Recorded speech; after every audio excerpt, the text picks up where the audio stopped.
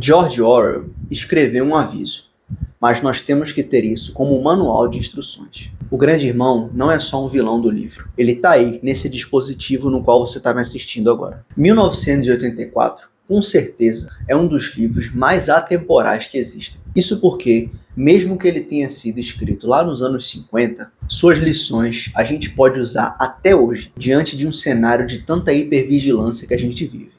Nesse vídeo, a gente vai dissecar alguns dos pilares de controle que o livro traz e que a gente pode ver hoje, nas redes sociais, na política e no comportamento humano. Se você está aí tranquilo no seu sofá, na sua cadeira, achando que é livre e que posta exatamente o que você quer, fica aí, esse vídeo é para você. Eu sou Felipe Oliveira e esse é o canal Geek Popular. Aqui a gente busca entender conceitos teóricos utilizando obras como filmes, séries e livros.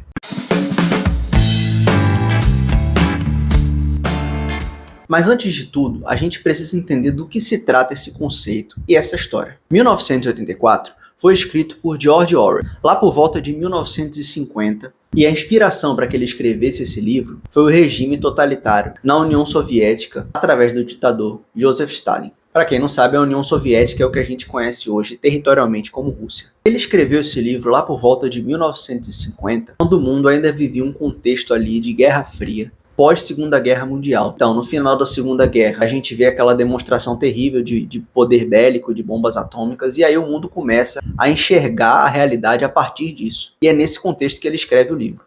Mas ele não vai falar muito disso ainda. Nesse livro, ele vai falar muito mais sobre como o regime totalitário controlava as pessoas na União Soviética. E aí, a partir disso, ele escreve dois livros importantes. Um deles é esse que eu mostrei, o outro é a Revolução dos Bichos. Um vai falar sobre o processo de revolução russa e o outro vai falar sobre o que aconteceu pós-revolução. É claro que a Revolução dos Bichos também fala o que acontece no pós-revolução, mas esse aqui tem muito mais aprofundamento nesse sentido. Nenhum dos dois é tratado como realidade. São histórias de distopias, um é distopia, o outro é alegoria, que são sim inspirados na União Soviética. E aí, para a gente entender a sinopse dessa história, ela se passa num continente chamado Eurásia, em que a gente entende assim, essa é a minha interpretação, tá? Isso meio que não está explícito no livro, mas é o que ele está dizendo, como se o lado oriental tivesse vencido a guerra, digamos assim, e tivesse dominado o mundo. E é por isso que o livro se chama 1984, então ele mostra um futuro onde esse regime prevaleceu. A gente vive a história principal através das lentes do personagem Winston, que é só mais um trabalhador naquela realidade. Nesse universo, as pessoas são tidas como iguais, mas não nesse sentido aí que você está pensando. No final de tudo, elas são só mão de obra para manter aquele sistema. E tudo nessa realidade é modificado. Porém, você não consegue ter privacidade nem mesmo dentro da sua casa. Inclusive, até a sua esposa pode ser uma delatora sua pro regime, já que cartazes e televisores do Grande Irmão estão em todos os lugares. Nesse caso, o Grande Irmão é a figura totalitária que manda em todos. Ninguém não sabe nem se ele existe naquela altura do campeonato, mas todos temem a sua imagem. Galera, esse aqui é um livro que vale muito a pena ser lido. E ele sempre volta à discussão, você nunca vai ver esse livro parar de ser citado em trabalhos sobre autoritarismo. Eu vou deixar o link dele aqui na descrição e também vou deixar o link de Revolução dos Bichos, que eu já falei aqui no canal, mas que é um livro também importante para entender esse mesmo conceito. São links de afiliado, então se você compra através desses links, você ajuda aqui o canal. Se você quiser e puder, eu te agradeço. O primeiro pilar que a gente vai trabalhar é o das palavras. No livro, a gente tem um conceito chamado novilíngua. Nela, os ministérios daquela sociedade trabalham para diminuir o vocabulário, para que as pessoas tenham menos o que pensar. A ideia é que elas saibam somente as palavras que são de interesse daquele governo.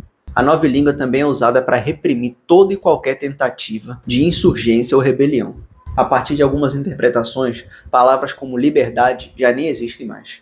Você que fica mandando emoji aí, cuidado, viu? Você está diminuindo a língua. Outro pilar muito importante que a gente vê no livro, não com esse nome, é o princípio da pós-verdade. A partir desse ponto, a verdade não importa mais, importa o que vem do regime. Então as pessoas não estão mais interessadas nos conceitos em si, elas estão interessadas em quem está falando. Isso a gente vê muito hoje em dia, quando as pessoas defendem quem está falando e não o que está falando. E isso nos torna prisioneiros, já que se a gente está apegado a quem está falando, a gente nunca vai ter personalidade.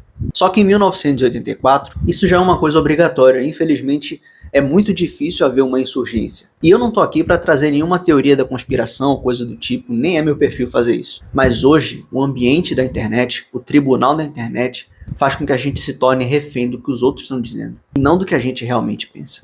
Aqui no YouTube, por exemplo, se eu trouxer exatamente o que eu quero falar, é muito difícil que tenha visualização. Geralmente eu preciso pegar temas que já estão sendo falados e anexá-los a conceitos teóricos. Prova disso é que se você pegar os vídeos aqui do canal que a gente não cita uma grande obra, eles são os que têm menos visualização. É claro que a gente tenta não se render ao máximo a isso, né? Ficar falando de fofoca, dessas coisas, que isso aí também já é maluquice. Mas a gente tenta sempre encontrar, dentro desse universo geek, nerd que a gente pertence, uma forma de ensinar coisas que vão fazer a gente evoluir como pessoa. Outro pilar que a gente vê no livro é a vigilância. Como eu disse no começo do vídeo, não importa onde você esteja, você vai ver um cartaz que vai fortalecer a presença do grande irmão ou até um televisor que vai monitorar tudo o que você faz. Se você quer ver uma obra mais recente disso que eu tô falando, na Netflix a gente tem a série Black Mirror. E no episódio 2 da primeira temporada, 15 Million Merits, a gente pode acompanhar uma realidade como essa, em que as pessoas pedalam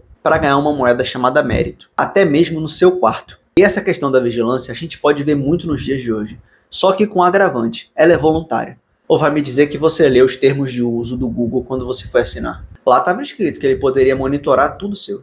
E você nem percebeu. Da mesma forma que em 1984, é a gente que fornece essa vigilância. Essa é uma crítica do livro. Só que no livro, isso é feito de forma autoritária. Já não existe mais a opção de não ser visto. E hoje a gente ainda tem, mas a gente opta por se mostrar. E eu não estou falando do meu caso, por exemplo, de vir aqui, eu gravar nesse cenário, por exemplo. Isso aqui fui eu que montei, eu quis mostrar isso aqui.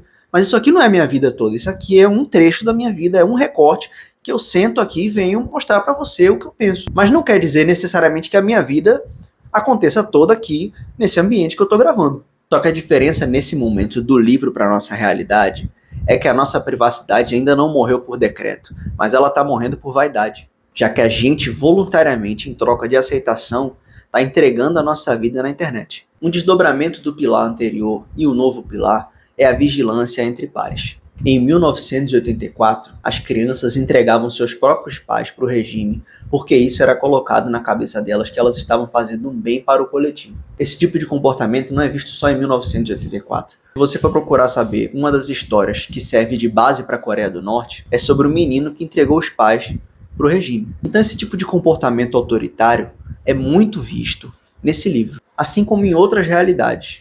O problema é quando a gente começa a ver isso em um ambiente que deveria ser democrático, como, por exemplo, a internet. E onde que a gente vê essa cultura de vigilância entre pares? Através do cancelamento. E aí eu não vou entrar aqui no mérito do que falou, do que deixou de falar, que isso aí para mim é perda de tempo. Mas em muitos casos o cancelamento foi sim feito de forma equivocada. E se a gente não se atenta a isso, a gente cria um ambiente inseguro para as pessoas.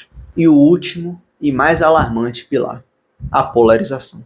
A gente vive numa sociedade hoje, principalmente aqui no Brasil, em que tudo das pessoas é dividir as coisas em duas partes.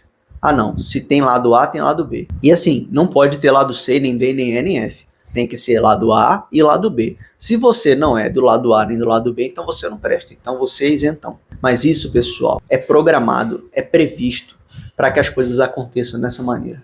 Em 1984, as atrocidades cometidas pelo governo se justificam através da criação de um grande inimigo. O governo só vigia as pessoas porque ele diz que entre elas pode ter opositores ao governo que vão colocar tudo aquilo a perder.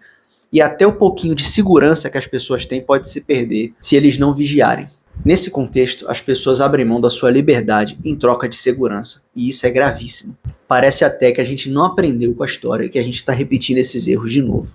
Talvez esse vídeo aqui não tenha o tanto de visualizações que eu queria que ele tivesse, já que ele não vai tratar de um grande tema, de um grande filme, de uma grande série. Mas talvez ele seja o mais importante e mais atual de todos, pelo menos até aqui. A polarização é um dos principais caminhos para o autoritarismo. E se a gente não se atentar a isso agora, daqui a alguns anos, já vai ser tarde demais.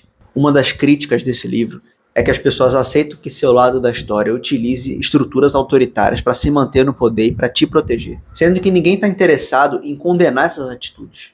E aí uma das perguntas que a gente faz na descrição ou no título desse livro é se 1984 ainda vale a pena ser lido hoje. Sim, vale porque é um livro que a cada dia fica mais atual. Se você ainda não leu 1984 ou não assistiu o filme, eu recomendo que você faça. Para quem não sabe, esse filme também está disponível no Prime Video. E coincidentemente, foi lançado em 1984. Eu recomendo muito que você assista. Se você ficou até aqui, escreve aqui nos comentários para mim, grande irmão, para eu saber que você ficou. Agradeço por estar comigo mais uma vez e até a próxima.